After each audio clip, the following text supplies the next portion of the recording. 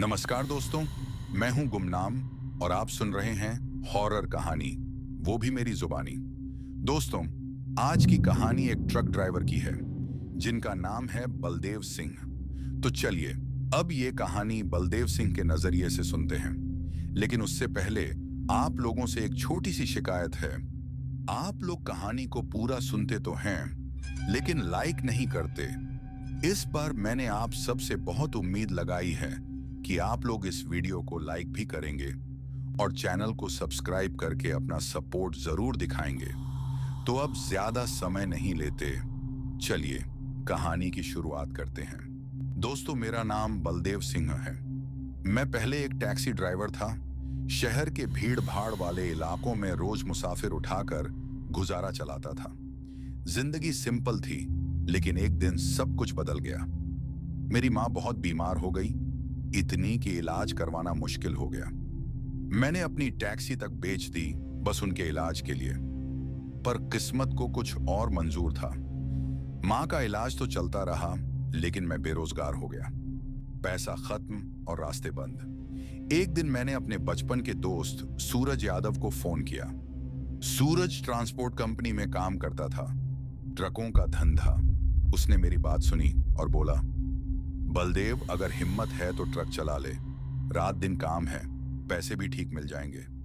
मजबूरी थी और माँ की दवाइयों का खर्चा भी। मैंने हाँ कर दी।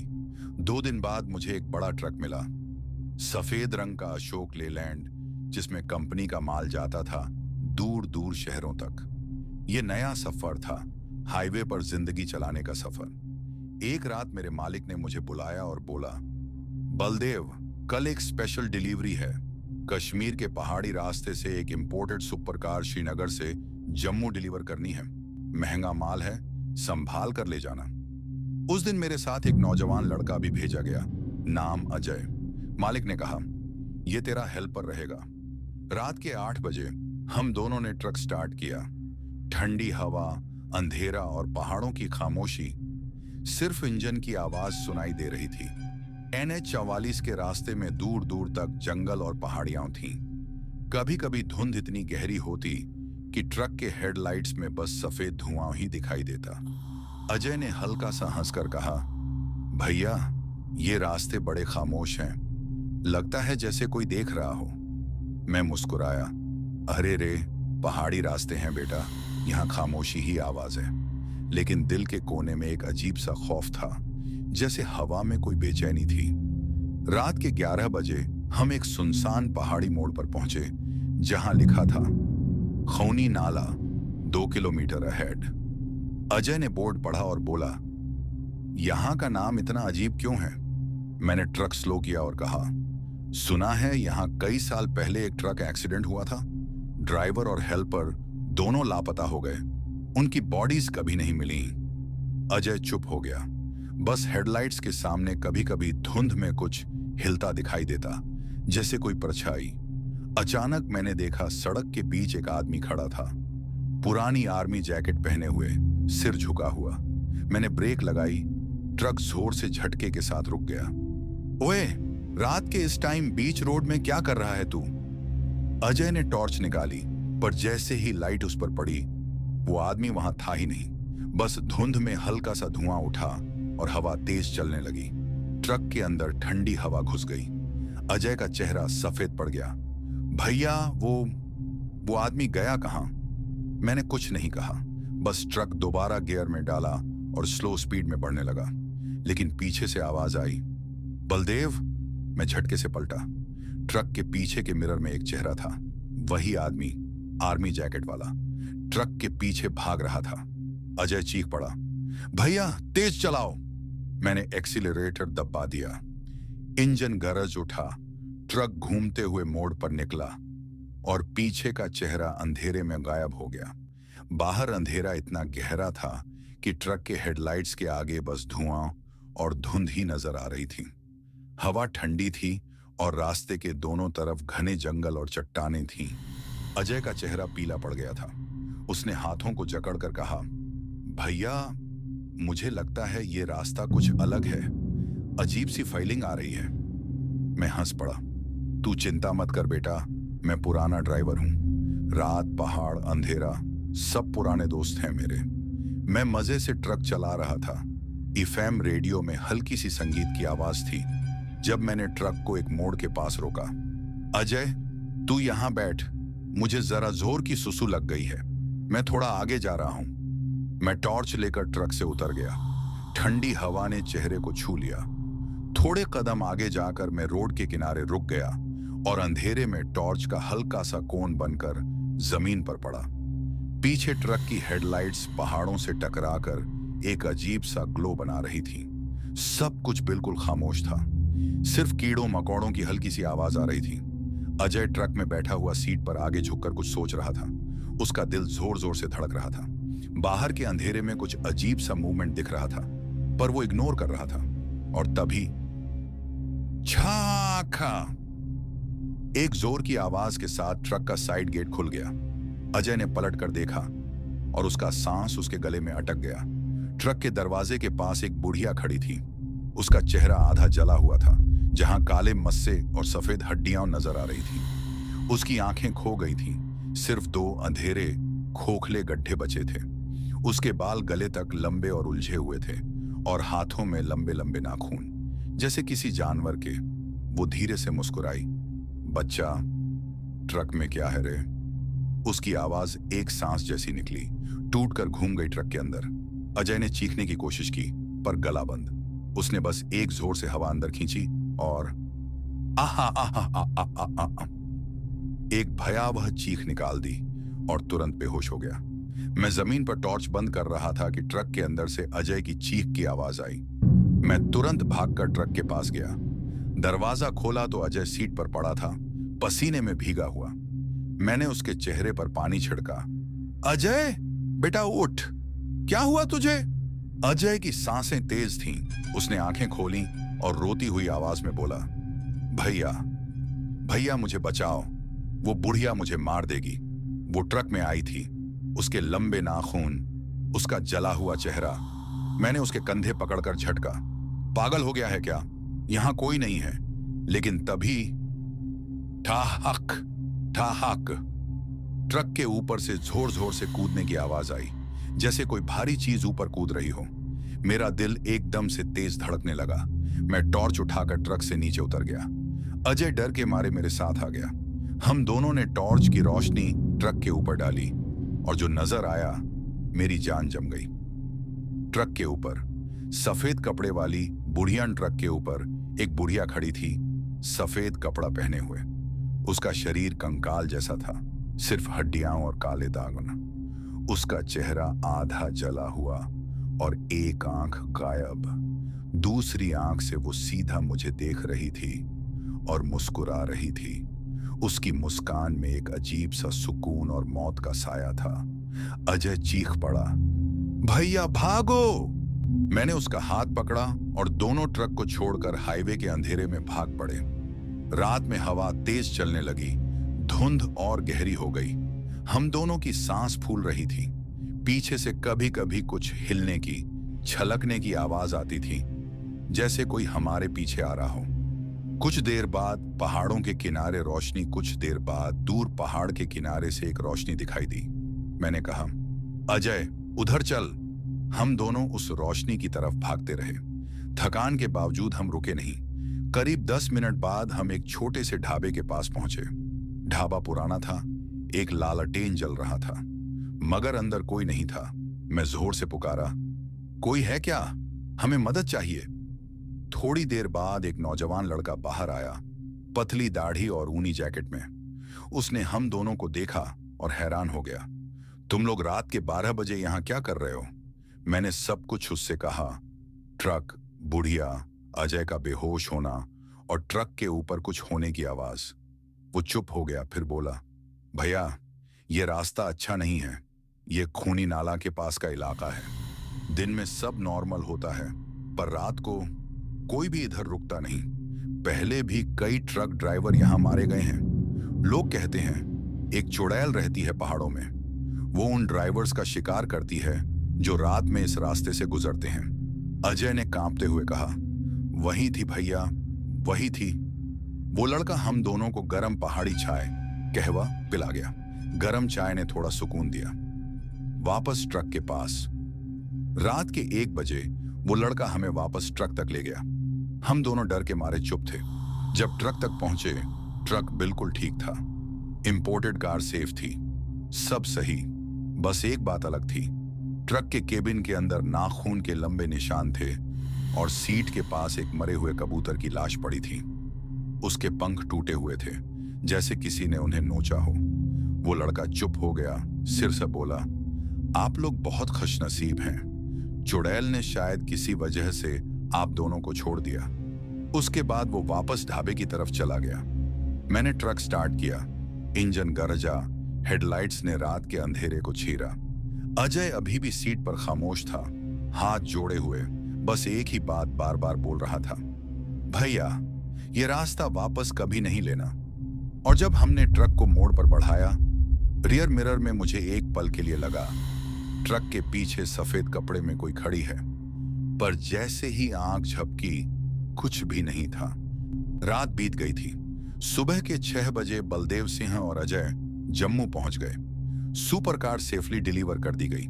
मालिक ने खुश होकर उन्हें डबल पेमेंट दी, लेकिन दोनों के चेहरे पर मुस्कान नहीं थी। अजय अब तक चुप था। उसने सिर्फ इतना कहा, भैया मैं उस रास्ते पर वापस नहीं जाऊंगा। बलदेव ने भी कसम खा ली, अब कभी नहीं। लेकिन किस्मत को कुछ और मंजूर था। बलदेव कंपनी के यार्ड में बैठा था जब मालिक ने बुलाया, बलदेव एक अर्जेंट डिलीवरी है, ट्रक नंबर 786 ले जा, माल श्रीनगर ड्रॉप करना है, सेम राउट NH 44। बलदेव का रंग उड़ गया। साहब वो रास्ता। मालिक हंस पड़ा, अरे तू ड्राइवर है या बच्चा? इतना पैसा मिल रहा है और डर रहा है। अजय नहीं आएगा तो कोई और हेल्पर ले ले। बलदेव चुप रहा। पैसे की जरूरत थी, मां का इलाज अब भी चल रहा था। उसने हां कर दी।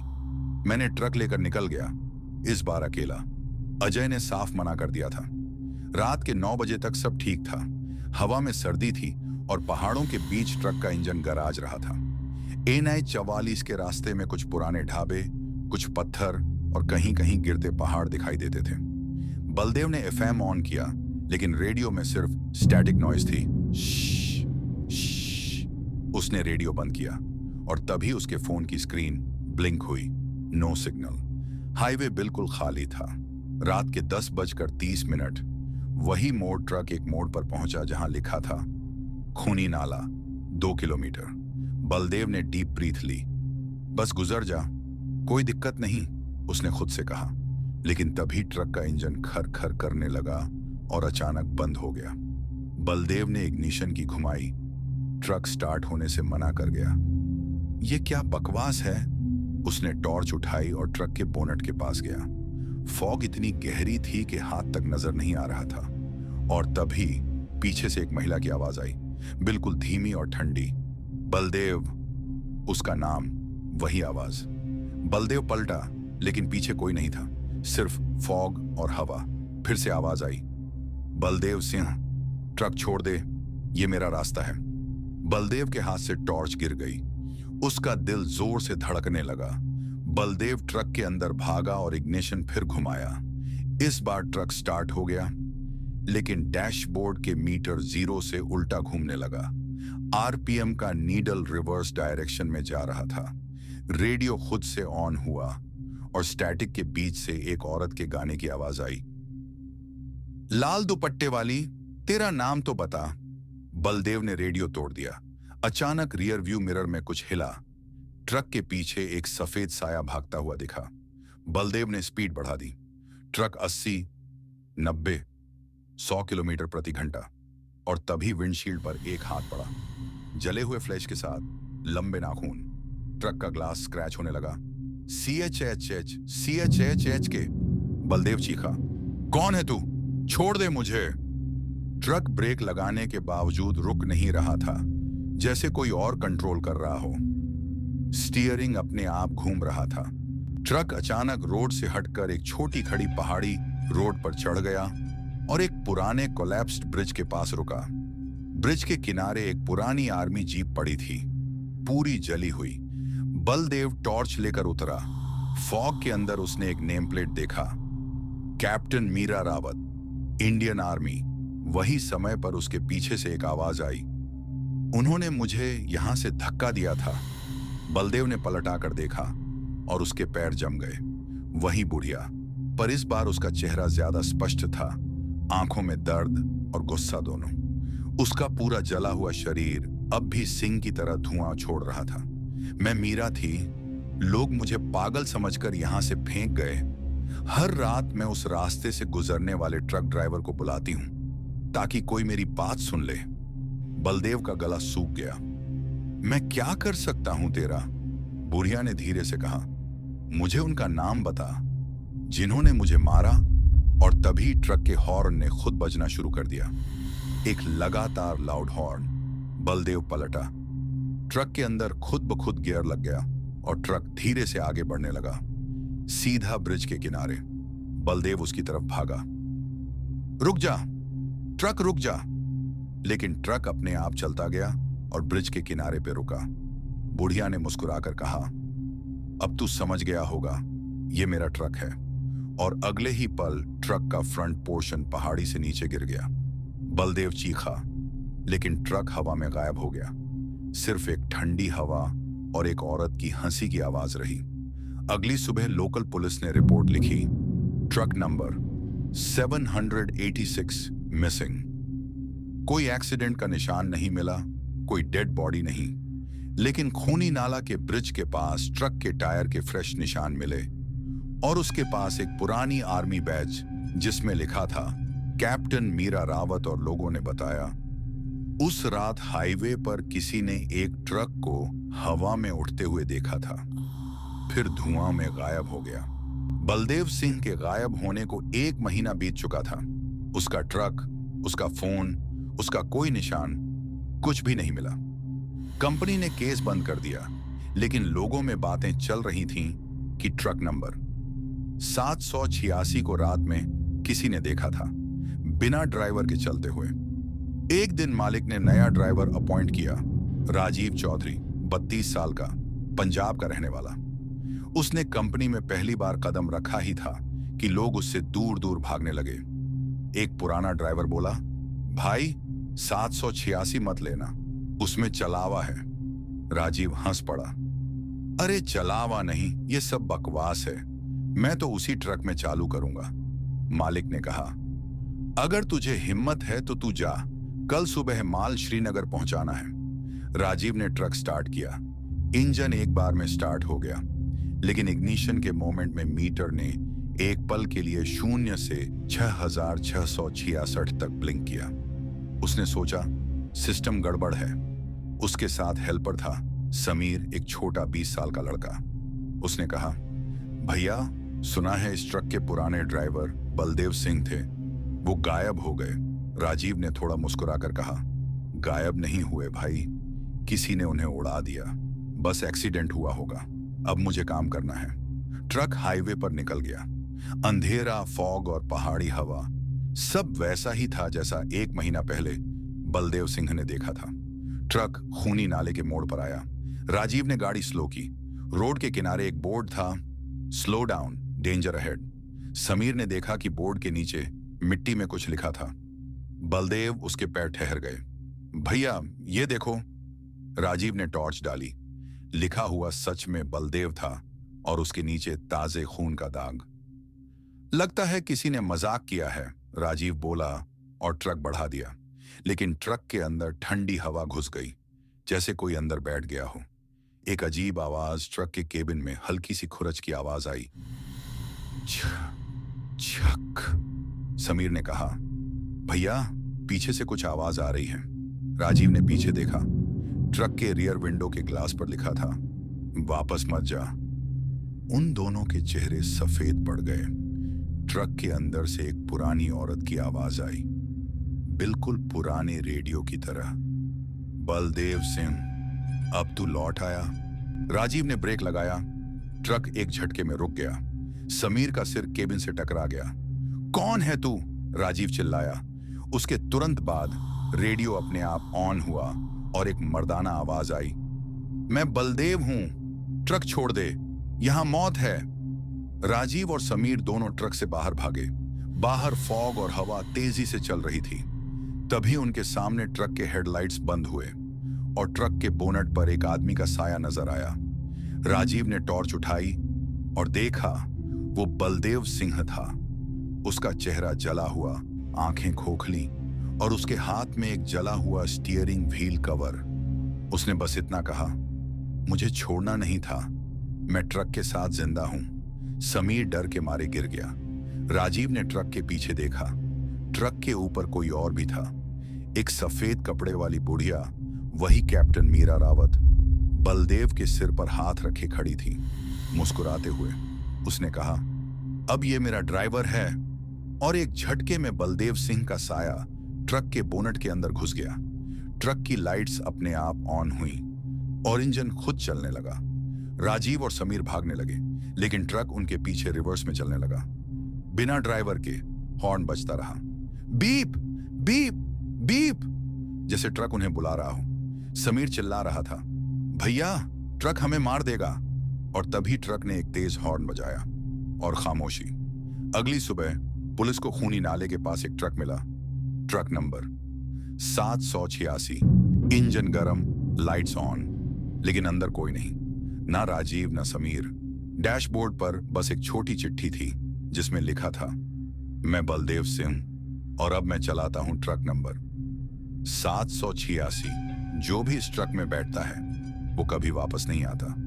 और उस चिट्ठी के कोने पर एक जली हुई उंगली का निशान था। आज भी जब रात को NH44 पर ड्राइवर्स गुजरते हैं तो कहते हैं, रात के 12 से 3 के बीच अगर तुम्हारे ट्रक के पीछे एक सफेद लाइट चलती दिखाई दे और हॉर्न खुद बजने लगे तो समझ लो ट्रक नंबर 786 तुम्हारे पीछे है। और लोगों ने कई बार कहा, फॉग में एक आदमी और एक बुढ़िया ट्रक के केबिन में बैठे होते हैं, बलदेव सिंह और मीरा रावत हमेशा के लिए साथ। बनिहाल के पास कश्मीर जम्मू टनल के आगे का पहाड़ी इलाका, यही वो जगह थी जहां बलदेव सिंह और राजीव दोनों गायब हुए थे। मेरा नाम राघव पंडित है। मैं एक ट्रक ड्राइवर हूं और साथ ही एक तांत्रिक भी। मैं ट्रक चलाते हुए 10 सालों से हाईवे के अजीब किस्सों को सुनता आया हूं। कुछ झूठ निकले, कुछ सच। लेकिन जब मैंने ट्रक नंबर 786 का नाम सुना, मुझे लगा कुछ और ही बात है।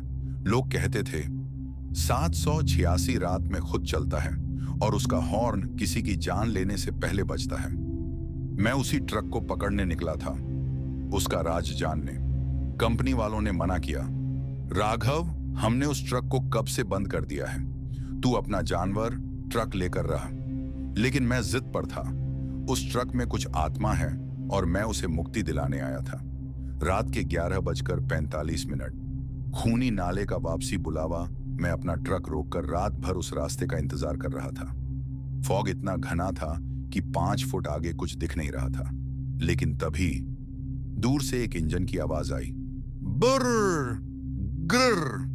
एक पुराना टाटा ट्रक, नंबर प्लेट पर लिखा था JK02 786, लेकिन उसके हेडलाइट्स खून लाल थे। मैं समझा कोई ड्राइवर होगा। मैं रास्ते के साइड गया और हाथ से सिग्नल दिया। ट्रक मेरे सामने आकर रुक गया, लेकिन उसके अंदर कोई नहीं था। स्टीयरिंग खुद हिल रहा था और टेप रिकॉर्डर से एक आवाज निकली, राघव पंडित, तुझे नहीं बुलाया था। मुझे समझ गया कि वो बलदेव सिंह की आत्मा बोल रही है। मैं ट्रक के केबिन में चढ़ा। मेरे गले में रुद्राक्ष और हाथ में एक कमंडल था जिसमें गंगा जल था। मैं मंत्र जपने लगा, AUM भूर्भुवः स्वः रुद्राय नमः। तभी मीटर अपने आप 6666 ब्लिंक करने लगा और केबिन में हवा ठंडी पड़ गई।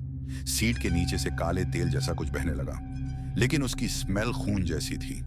एकदम से रेडियो ऑन हुआ और आवाज आई, तू भी मर जाएगा राघव, जैसे मैंने सबको मारा।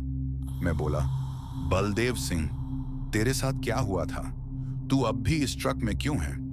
कुछ सेकंड खामोशी, फिर रेडियो से चिल्लाकर आवाज आई, मैं मरना नहीं चाहता था। मीरा रावत ने मुझे इस ट्रक के इंजन में जिंदा जला दिया। उसने कहा था, ट्रक हमेशा मेरा रहेगा। मैं समझ गया, वो कैप्टन मीरा रावत का चलावा था। जो अब भी ट्रक में बंद है। ट्रक का इंजन अपने आप फुल स्पीड पर चलने लगा। मैं ड्राइवर सीट में था, पर पैडल खुद प्रेस हो रहा था। स्पीड 80, 100, 120। मैं मंत्र बोलते बोलते गंगा जल ट्रक के डैशबोर्ड पर छिड़का और तब मुझे दिखा डैशबोर्ड के अंदर से आग के बीच एक औरत का चेहरा निकला। उसकी आंखें खून सी लाल थीं। ये ट्रक मेरा है, उसने चिल्लाकर कहा और उसी वक्त ट्रक का हॉर्न अपने आप बज गया। बीप बीप पहाड़ियों में गूंज उठा। मैंने ट्रक को एक चट्टान के पास मोड़ दिया। मैं जानता था अगर ट्रक को यहां जला दिया गया तो आत्माबंदी टूट जाएगी। मीरा चिल्ला रही थी, तू नहीं रोक सकता मुझे, मैं सबको ले जाऊंगी। मैंने ट्रक में गंगा जल फेंका और मंत्र बोला, AUM ह्रीं कालिकाय नमः।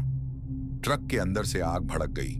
इंजन से लाल धुआं निकलने लगा और उसी धुएं में मैंने देखा बलदेव सिंह और राजीव दोनों की आत्माएं एक दूसरे का हाथ पकड़कर मुस्कुराते हुए जा रही थीं और मीरा की चीख पहाड़ियों में गूंज गई, ये ट्रक कभी खाली नहीं होगा। फिर सब खामोश हो गया।